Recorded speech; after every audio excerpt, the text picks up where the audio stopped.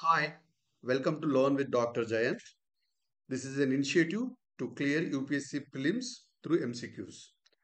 We need to aim for 120 marks. దానిలో భాగంగా we are going to practice lots of MCQ questions. Let's see questions now. Most important question regarding the Gujaras and Pratiharas. Gujaras and Pratiharas గురించి కొన్ని facts తెలుసుకోవాలి. Rulers వీళ్ళు Rajput rulers. Second point వచ్చేసి వీటి most important Gujarat అంత ప్రతిహారస్లో first great ruler ఎవరు వచ్చంటే హరిశ్చంద్ర అది important fact. Gujarat Pratiharas వాళ్ళ రాజ్పుట్ రూలర్స్.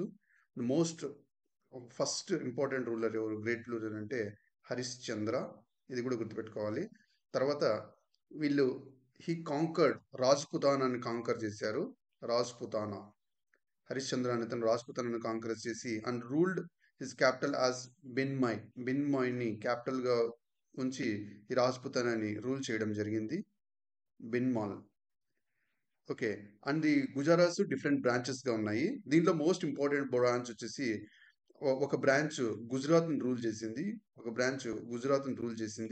ఇంకో బ్రాంచ్ వచ్చేసి అవంతిని రూల్ చేసింది. ఇవి most important fact. Let's see. So first statement ఏదైతే ఉందో the Gujarat and was the earliest of Rajput rulers, ఇది correct statement. Second statement Rajput clans were largely united against common enemy. This is wrong statement. Actually they were not largely united. ఎందుకంటే వాటి మధ్య ఆ kingdoms మధ్య ఆ rulers మధ్య ఉన్న డిస్టర్బెన్సెస్ వాటిని వీక్నెస్ క్రియేట్ చేసి అది పడిపోవడానికి కారణమైంది. So it's not the strongest one. Third statement is Pratiharas involved in a 3 cornered contest with the Palas of Bengal and Rashtrakutas of Deccan. This is correct statement.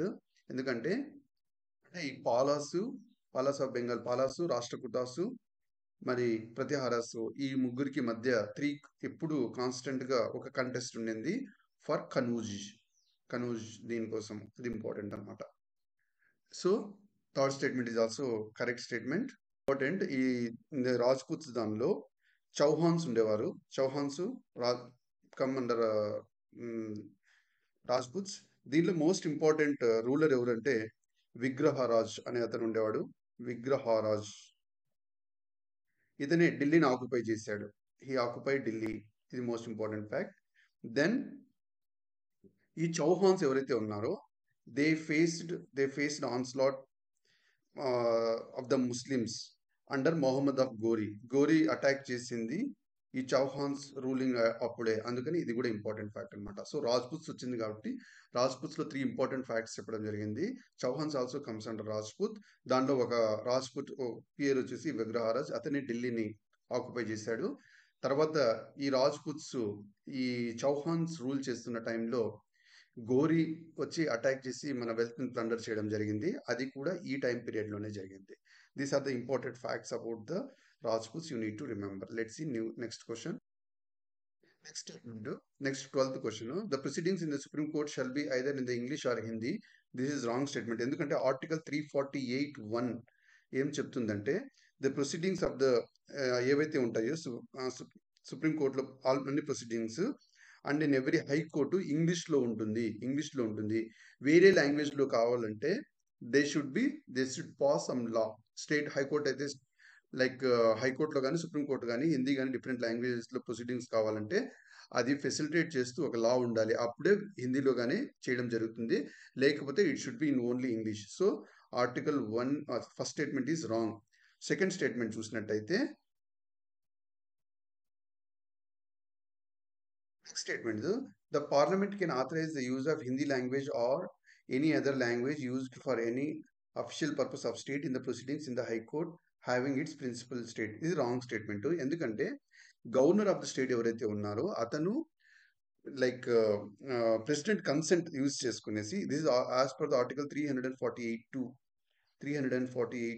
Article ఏం చెప్తుందంటే గవర్నర్ ఆఫ్ ద స్టేట్ ప్రీవియస్గా అంటే దానికి ముందే ప్రెసిడెంట్తో కన్సెంట్ తీసుకునేసి ఆథరైజ్ చేయొచ్చు హిందీ లాంగ్వేజ్ కానీ వేరే లాంగ్వేజ్ కానీ official purpose of the state వీటికి వాడుకోవచ్చు. బట్ దాని జడ్జిమెంట్స్ మరి డిగ్రీ కానీ ఆర్డర్స్ కానీ హైకోర్టు ఆర్డర్స్ అవి అయితే ఇంగ్లీష్లోనే ఉంటుంది. But the official purpose any other థింగ్స్కి డే టు డే వాటికన్నిటికీ గవర్నరు సుప్రీంకోర్టు అంటే ప్రెసిడెంట్ యొక్క కన్సెంట్తో ఎనీ అదర్ లాంగ్వేజ్ని ఆథరైజ్ చేయొచ్చు. So second statement is also wrong. So which are correct అంటున్నాడు కాబట్టి both are not correct, neither one or not two, ఇది option. Let's go to next question.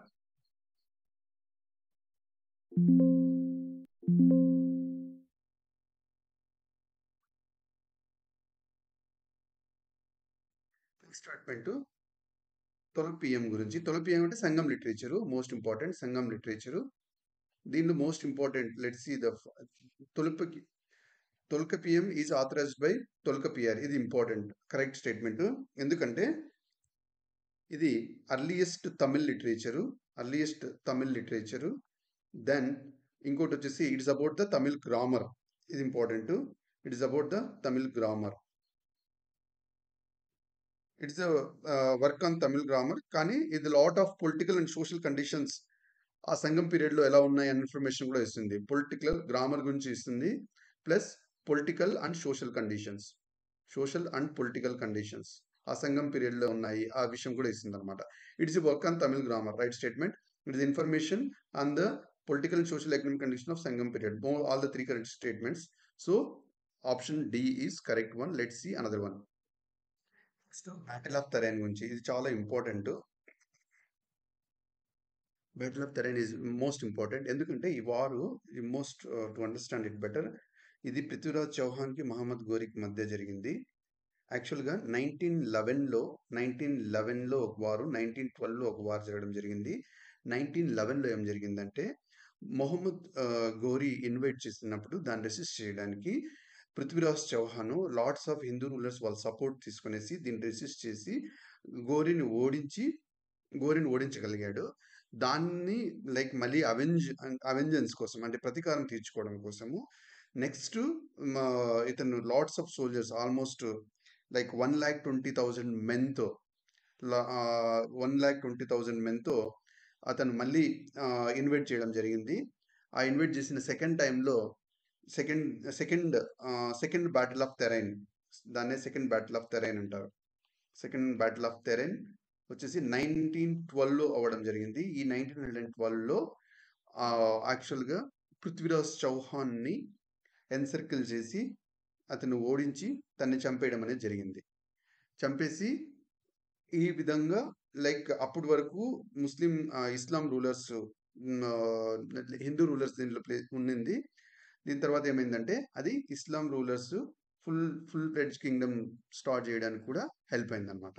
This is how the battle of Tarain is very very important. 1911, 1912 battle of Tarain first వచ్చేసి పృథ్వీరాజ్ చౌహాన్ గెలవడం జరిగింది. Second battle of Tarain Muhammad Ghori గెలిచాడు. దాంట్లో పృథ్వీరాజ్ చౌహాన్ చనిపోవడం జరిగింది. Let's see next question. Sangam literature గురించి, most important Sangam literature Tamil poets. దీనిలో Mauryans downfall అయ్యాక డీప్ సౌత్లో సంఘం లిటరేచర్ అనేది ఎస్టాబ్లిష్ అయింది. అది ఇంకో బిట్లో ఆల్రెడీ చెప్పున్నాం. దీంట్లో దానికి సంఘం లిటరేచర్ మీద ఫస్ట్ 10 క్వశ్చన్స్లో క్వశ్చన్ ఇచ్చాము, దాంట్లో ఇంట్రడక్షన్ ఇచ్చున్నాము. దీంట్లో సంఘం లిటరేచర్లో 30,000 లైన్స్ ఆఫ్ పోయిటరీ ఉంది, arranged in 8 anthologies called Ettuthokai. Important, correct. So ఇది important fact. Then there are 2 main groups. అదే ఫస్ట్ గ్రూప్ వచ్చేసి పటింటికిల్ కనుక్కు. దీనిలో 18 లోయర్ కలెక్షన్స్ ఉంటుంది, correct statement. And second is Pattu the 10 songs. ఇది కూడా రైట్ స్టేట్మెంట్. దీనిలో ఇది ఫస్ట్ అర్లియరు, దాని తర్వాత వచ్చింది ఇది పట్టు అనేది. So this will be obviously the older one. So the latter is generally assumed to be older than former. No, wrong. The former is assumed to be the older than the latter one. So obviously 1 and 2 are correct. The correct statement అడిగారు కాబట్టి let's see the next PM care fund గురించి ఒక question ఇవ్వడం జరిగింది. PM care fund అంటే ఇది just dedicated fund. Most importantly to understand, it is a dedicated fund to deal with emergency situations like COVID-19 kind of అనమాట. దీనికి ex officio trustees అంటే ministry of defence, ministry of home affairs, ministry of finance, government of India. These are ex officio trustees of India. ఇది correct statement. So ఇది dedicated fund to deal with emergency situations. దానికి ఎవరు trustees అంటే ఈ అన్ని మినిస్ట్రీలో ఉన్న ministers మొత్తం.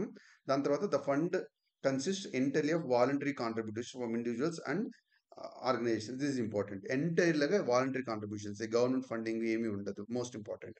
then PM Care Fund can accept donations and contributions from individuals and organizations based in foreign countries. This is also correct statement. So foreign దీని నుంచి countries నుంచి కూడా ఇండివిజువల్స్ నుంచి ఆర్గనైజేషన్స్ నుంచి కూడా ఈ ఫండ్ కలెక్ట్ చేయడం జరుగుతుంది. ఇది ప్యూర్గా ఎమర్జెన్సీ సిచ్యుయేషన్స్ని ట్యాకిల్ చేయడానికి ఈ ఫండ్ వాడడం జరుగుతుంది. So the answer will be the D. This is the right statement. Let's see the next one.